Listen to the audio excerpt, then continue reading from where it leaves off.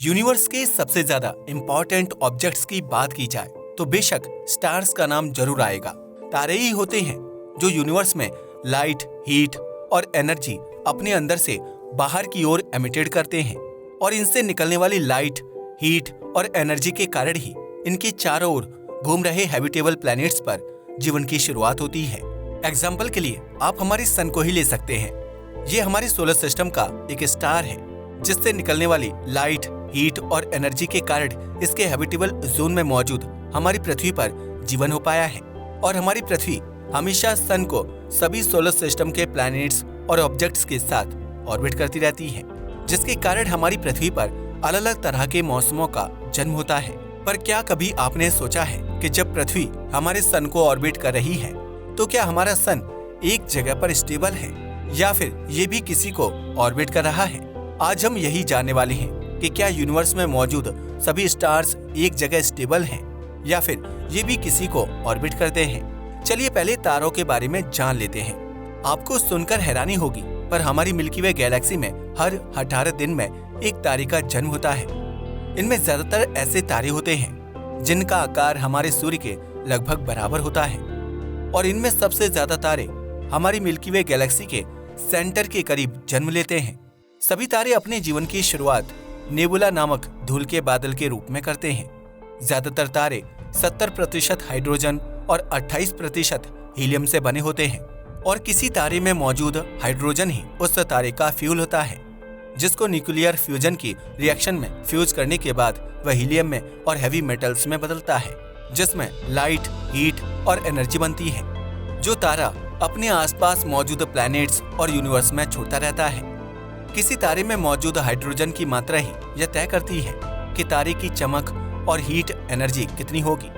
इसके अलावा वह कितने समय तक एक तारा बनकर रहेगा। ज्यादातर बड़े आकार वाले तारे अपने हाइड्रोजन को बहुत तेजी से खत्म करते हैं, जिसके कारण उनकी उम्र छोटे तारों की तुलना में कम होती है। एग्जाम्पल के लिए UY स्कूटी नाम का एक तारा सूर्य से 1700 गुना बड़ा है और 4 लाख गुना अधिक ऊर्जा का उत्सर्जन करता है, लेकिन इसकी एज कुछ लाख वर्षों तक ही सीमित है, जबकि सूर्य अभी भी 5 बिलियन ईयर्स तक जीवित रहेगा। UY स्कूटी अपनी हाइड्रोजन इतनी तेजी से खत्म करता जा रहा है कि यह तारा कभी भी सुपरनोवा में बदल सकता है।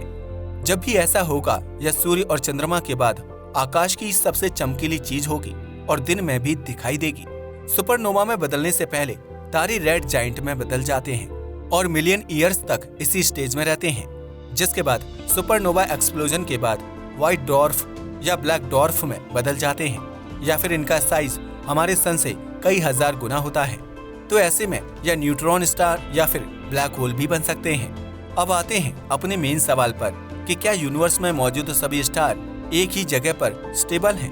अगर सीधा कहा जाए तो हमारे यूनिवर्स में कोई भी स्टार्स स्टेबल नहीं है और ये हमेशा मोशन में रहते हैं। अगर हमारी मिल्की वे गैलेक्सी में मौजूद स्टार्स की ही बात की जाए तो हमारी मिल्की वे गैलेक्सी में मौजूद सभी तारे हमारी गैलेक्सी के सेंटर में मौजूद ब्लैक होल के चारों ओर ऑर्बिट कर रहे हैं और हमारा सन भी इन्हीं सभी के साथ हमारी मिल्की वे गैलेक्सी के सेंटर में मौजूद सुपर मैसिव ब्लैक होल को ऑर्बिट कर रहा है और ये हमारी मिल्की वे गैलेक्सी में सेंटर से सबसे दूर मौजूद स्टार्स में से एक है।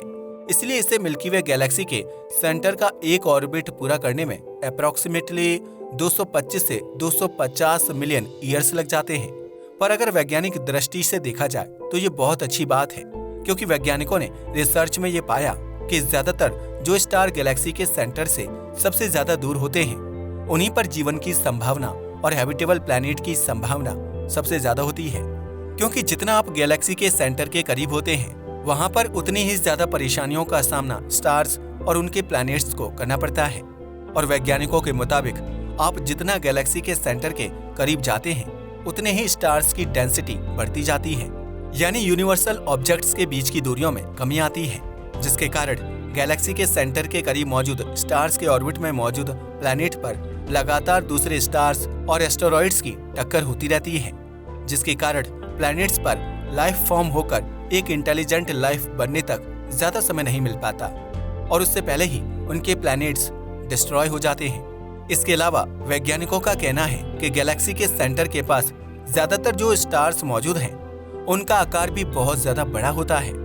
जिसके कारण ऐसे स्टार्स की लाइफ भी बहुत कम होती है, यानी यह ज्यादा समय तक जी नहीं पाते और सुपरनोवा धमाके के बाद न्यूट्रॉन स्टार या फिर किसी ब्लैक होल में बदल जाते हैं, जिसके कारण उनके आसपास मौजूद ऑब्जेक्ट्स पूरी तरह से डिस्ट्रॉय हो जाते हैं। कहने का मतलब ये है कि जो स्टार्स गैलेक्सी के सेंटर के करीब होते हैं उनके पास किसी लाइफ फॉर्म को जन्म देने का बहुत ही कम समय होता है और ऐसे स्टार्स के आसपास मौजूद प्लैनेट्स पर भी ऐसे हैबिटेबल हालात नहीं बन पाते जिनसे वहां पर कोई लाइफ फॉर्म पैदा हो सके। पर इसके अलावा जो स्टार्स किसी गैलेक्सी के सेंटर से दूर मौजूद होते हैं, ऐसे स्टार्स को अपना ऑर्बिट पूरा करने में चाहे एक लंबा समय क्यों न लगे, पर ऐसे स्टार्स के आसपास दूसरे स्टार्स की डेंसिटी कम होती है, यानी ऐसे स्टार्स के आसपास मौजूद तारे दूर दूर मौजूद होते हैं और दूसरे करीब के सोलर सिस्टम्स के मुकाबले यहाँ पर ऑब्जेक्ट्स की मात्रा भी कम होती है, यानी यहाँ पर प्लैनेट्स को एक अच्छा समय मिल पाता है लाइफ फॉर्म करने के लिए। वैसे यह सिर्फ एक मिथ माना जाता है क्योंकि अभी तक हम इंसान अपने आसपास के प्लैनेट्स पर कोई लाइफ फॉर्म नहीं खोज पाए हैं और न ही हमारी रिसर्च में हमारे आसपास के स्टार्स पर कोई जीवन मिला है। इसके अलावा यूनिवर्स में ऐसे बहुत से छोटे स्टार्स भी मौजूद हैं जो अपने से बड़े स्टार्स को ऑर्बिट करते हैं। एग्जाम्पल के लिए हमारे पड़ोसी स्टार्स प्रोक्सिमा सेंटोरी भी एक बाइनरी स्टार सिस्टम है जिसमें 3 स्टार हैं जिनका नाम Proxima Centauri, alpha Centauri A, alpha Centauri B है। इनमें प्रोक्सिमा सेंटोरी हमारे सूरज से सबसे करीब का तारा है जो हमसे करीब 4.7 लाइट ईयर्स दूर है और ये सभी भी बाकी सभी स्टार्स की तरह हमारी मिल्की वे गैलेक्सी के सेंटर में मौजूद सुपर मैसिव ब्लैक होल को ऑर्बिट कर रहे हैं। तो कुल मिलाकर कहा जाए तो यूनिवर्स में मौजूद स्टार्स स्टेबल नहीं है,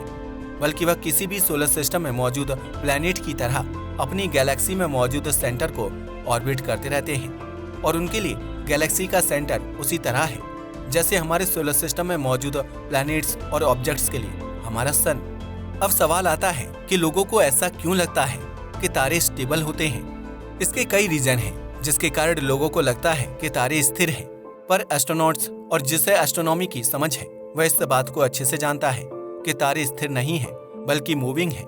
लोगों को तारे स्टेबल इसलिए भी लगते हैं क्योंकि जब भी कोई स्पेसक्राफ्ट मिशन या सैटेलाइट मिशन किए जाते हैं तो हम ज्यादातर प्लैनेट्स के बारे में ही बात करते हैं और उनके ऑर्बिटल स्पीड और ऑर्बिट करने के बारे में ही सिर्फ बात की जाती है। और क्योंकि हमारा सन गैलेक्सी के सेंटर को ऑर्बिट करने के दौरान अपने साथ पूरे सोलर सिस्टम को ही रखता है, इसलिए हमें अपना कोई मिशन भेजने में इसके ऑर्बिट को कैलकुलेट करने की भी जरूरत नहीं होती। पर अगर सच्चाई में देखा जाए तो जिस तरह सोलर सिस्टम में मौजूद प्लैनेट सन को ऑर्बिट करते हैं, उसी तरह सन भी हमारी मिल्की वे गैलेक्सी के सेंटर को ऑर्बिट कर रहा है और अपने साथ पूरे सोलर सिस्टम को ऑर्बिट में घुमा रहा है। इसी कारण हम इसको ऑर्बिट करने के बारे में नहीं जान पाते क्योंकि हमारे सन के साथ हमारी पृथ्वी और सोलर सिस्टम में मौजूद सभी प्लैनेट्स और ऑब्जेक्ट्स भी मिल्की वे गैलेक्सी के सेंटर को ऑर्बिट कर रहे हैं। आज के लिए बस इतना ही। वीडियो पसंद आया हो तो इसे लाइक और शेयर करें। धन्यवाद।